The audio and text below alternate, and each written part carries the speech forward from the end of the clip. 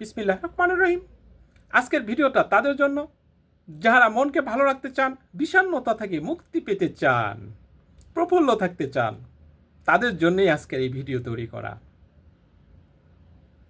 হ্যাঁ, আসলে এই মন বিষণ্ণ বা মনকে প্রফুল্ল রাখার জন্য প্রধানত দায়ী হরমোন। এই হরমোনের কারণেই কিন্তু আমাদের মন কখনো বিষণ্ণ হয়ে যায়, আবার কখনো প্রফুল্ল হয়। আমাদের মনকে প্রফুল্ল এবং আনন্দদায়ক রাখার জন্য যে হরমোনটা দায়ী, সেটা হলো ডোপামিন হরমোন। এই ডোপামিন হরমোন যখন ক্ষরণ কমে যায়, অর্থাৎ সঠিকভাবে উৎপাদন হয় না আমাদের শরীরের ভিতরে, তখনই কিন্তু সমস্যাটা দাঁড়ায়। আমরা বিষণ্ণ হয়ে পড়ি, অনেক সময় বিষণ্ণ হয়ে পড়ি, আমাদের ভালো লাগে না, মনে আনন্দ হারিয়ে ফেলি। তাহলে কথা হলো, এই ডোপামিন হরমোনটা আমরা বৃদ্ধি করবো কিভাবে?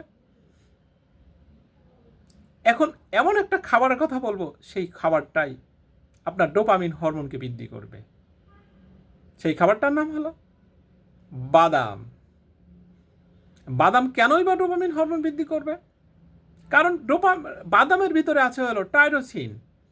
এই টাইরোসিন, আপনি যখন বাদাম খাবেন তখন এই টাইরোসিনটা কি করবে? আপনার শরীরে হরমোন ক্ষরণ করবে। কোন হরমোন? Dopamine hormone. এছাড়া এর ভিতরে কি আছে? ম্যাগনেসিয়াম আছে। আপনি যখন বাদাম খাবেন তখন এই ম্যাগনেসিয়ামটাও আপনার শরীরের ভিতরে পর্যাপ্ত পরিমাণে ডোপামিন উৎপাদন করতে সহযোগিতা করবে। তখন আপনি প্রফুল্লিত হবেন, আনন্দ পাবেন। এছাড়াও আছে ওমেগা 3 ফ্যাটি অ্যাসিড।